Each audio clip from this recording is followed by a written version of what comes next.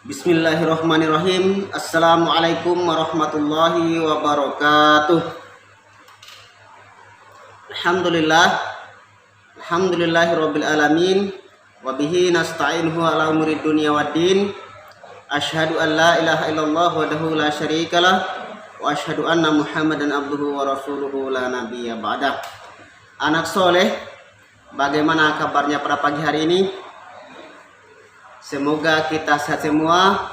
Semoga Allah Subhanahu wa taala senantiasa memberikan kita kesehatan, dan yang terpenting adalah kita melaksanakan perintah-perintahnya, sehingga pada gilirannya nanti kita akan menjadi hamba-hamba Rasulullah yang istiqomah di jalannya. Amin. Mengawali pertemuan yang kedua kita pada pagi hari ini, mari kita buka dengan sama-sama berdoa. Doa Ustadz pimpin. A'udzu billahi minasy syaithanir rajim. Bismillahirrahmanirrahim.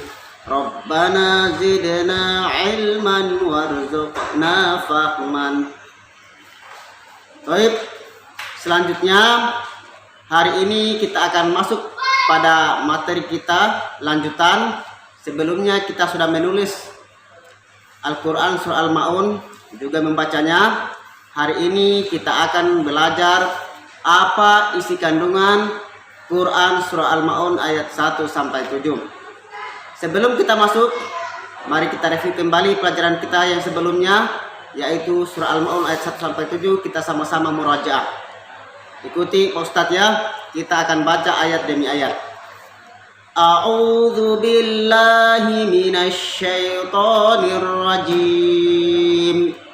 Bismillahirrahmanirrahim. Ara'aital ladzi yukadzibu bid-din.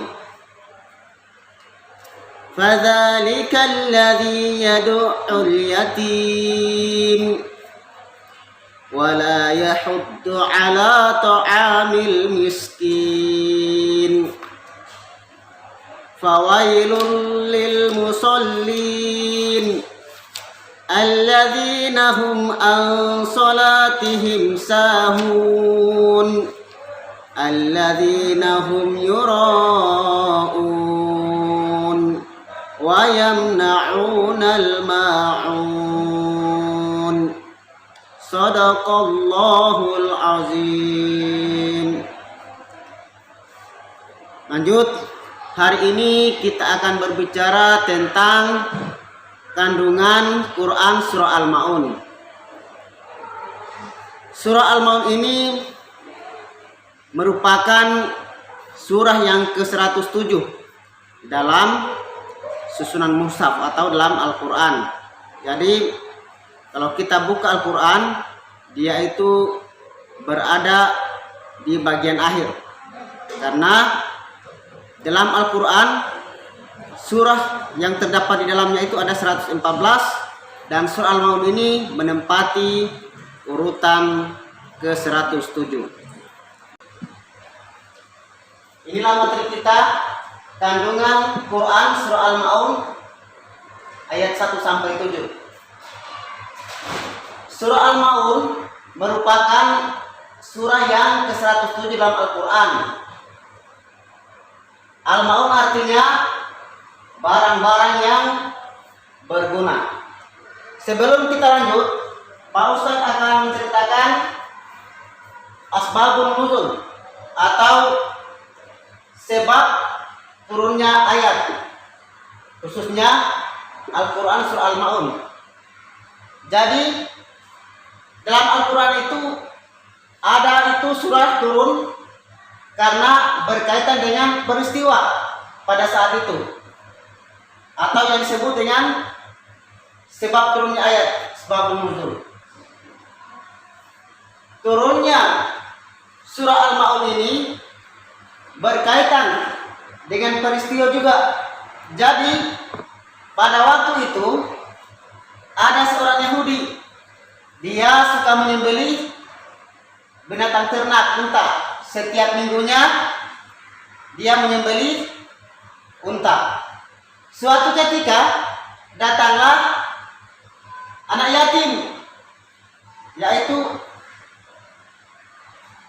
dia salah satunya orang tuanya sudah meninggal. Itu anak yatim. Kalau orang tuanya dua-duanya sudah meninggal, namanya yatim piatu. Anak yatim ini datang kepada orang yang menyembelih unta ini. Dia meminta sedikit saja daging yang disembelih ini. Akan tetapi apa yang terjadi? Orang ini dia malah mengusir anak yatim tersebut, sehingga anak yatim ini tidak mendapatkan apa-apa, malahan dia diusir. Yang kedua, ini juga ada kaitannya dengan sebagian orang-orang munafik. Jadi ada orang-orang munafik di zaman Rasulullah itu, mereka ketika sholat, kalau ada orang mereka kelihatan sholatnya khusyuk, sungguh-sungguh, begitu tidak ada orang, mereka sholat seenaknya saja, bahkan tidak melaksanakan sholat. Sholatnya mereka ini ditujukan bukan untuk karena Allah Subhanahu wa Ta'ala, tetapi supaya dilihat orang. Begitu orang yang melihat mereka, mereka akan berkata, oh, bagus sekali mereka sholatnya, khusus sekali mereka sholatnya. Padahal niatannya bukan karena Allah, tapi memang hanya supaya dipuji. Nah, itulah secara ringkas sebab nuzul atau sebab turunnya Al-Quran surah Al-Maun ini. Apa isinya? Secara garis besar, surah Al-Maun ini menjelaskan beberapa sifat manusia yang dipandang sebagai ancaman mendustakan agama Allah Subhanahu wa Ta'ala, dan sekaligus ancaman bagi orang-orang yang melalaikan sholat dan berbuat riya. Berdasarkan Quran surah Al-Maun ayat 1 sampai 7 yang sudah kita baca tadi, sifat-sifat yang dipandang atau yang masuk kategori mendustakan agama itu ada 5. Yang pertama, orang yang menghardik anak yatim. Siapa itu orang yang menghardik anak yatim? Yaitu orang-orang yang bukan hanya berkata kasar dan membentak, tetapi tidak memberikan saja apa yang mereka miliki kepada yatim. Itu juga masuk dari bagian dari menghardik anak yatim, sebagaimana yang saya sampaikan dalam sebab turunnya tadi.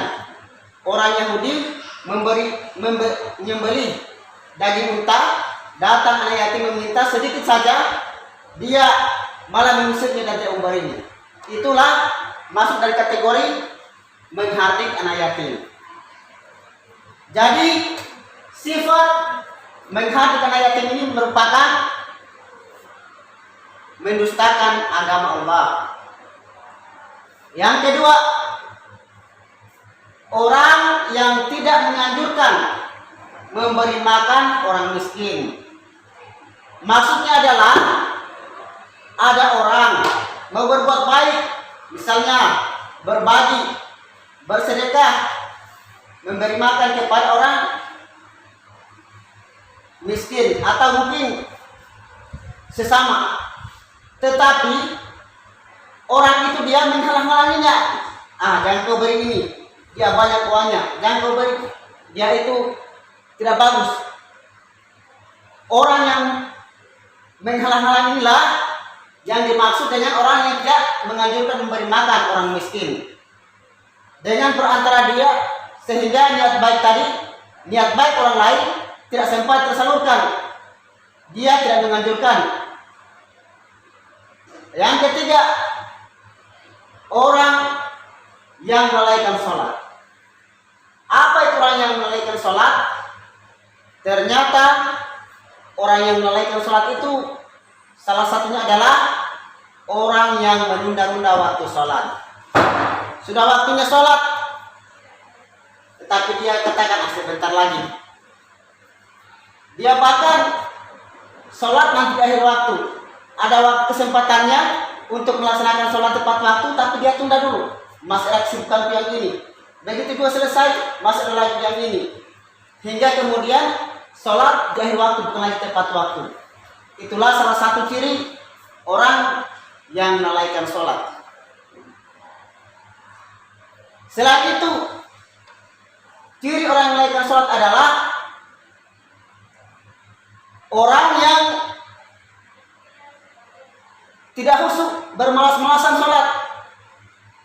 Dia nanti mau sholat ketika nanti ada semangatnya lagi. Ketika kondisinya kurang fit, misalnya kurang enak, dia tunda waktu sholatnya. Anak saat baru saya sholat. Ini juga merupakan orang yang melalaikan sholat.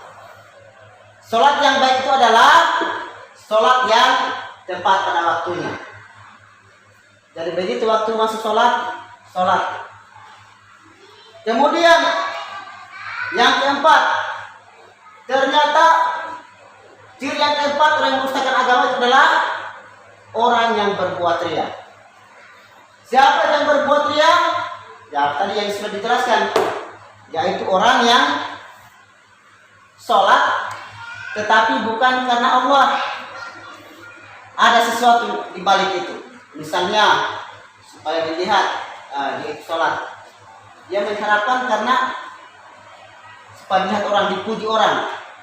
Misalnya lagi nanti ada gurunya, dilihat gurunya baru dia sholat. Ini juga masuk dalam riya, dan ini termasuk menustakan agama.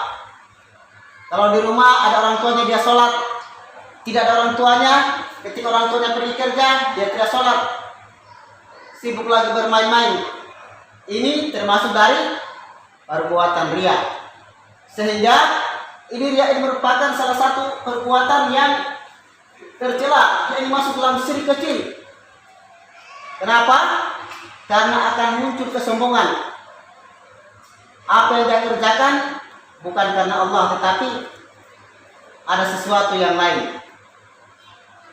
Anak soleh dan soleha, yang terakhir, orang yang menustakan agama itu adalah ini dia, orang yang enggan menolong dengan barang-barang yang berguna. Para mufasir menjelaskan ini bahwa yang dimaksud adalah zakat. Bukan hanya zakat fitrah ya, zakat mal, zakat harta. Ada orang sudah kaya, sudah mencapai nisab dan haulnya hartanya, tetapi dia tidak mau keluarkan zakatnya kepada orang yang membutuhkan, kepada orang yang miskin. Dia kumpul hartanya. Ada orang sudah mencapai haul dari nisabnya emasnya, dia tidak keluarkan zakatnya. Yang punya kekayaan, padahal kita tahu bahwa sebagian apa yang kita miliki itu adalah ada haknya orang-orang yang tidak mampu, yaitu orang-orang yang miskin. Jika kita lalaikan itu, maka kita akan kategorikan orang-orang yang enggan menolong dengan barang-barang yang berguna. Alhamdulillah. Semoga Allah Subhanahu wa taala memberikan kita kekuatan untuk mengikuti sunnah-sunnah Rasulnya, dan semoga kita terhindar dari 5 sifat ini, karena inilah yang dikategorikan orang-orang yang merustakan agama, yaitu orang yang menghardik anak yatim, orang yang tidak menganjurkan memberi makan orang miskin, orang yang melalaikan sholat, orang yang berbuat riya, dan yang terakhir orang-orang yang enggan menolong dengan barang-barang yang berguna. Baik, untuk pertemuan kita pada pagi hari ini kita cukupkan. Selanjutnya Pak Ustadz akan memberikan tugas di rumah atau LK. Selanjutnya sebagai evaluasi pembelajaran kita pada hari ini, Ustadz lanjut memberikan LK atau tugasnya.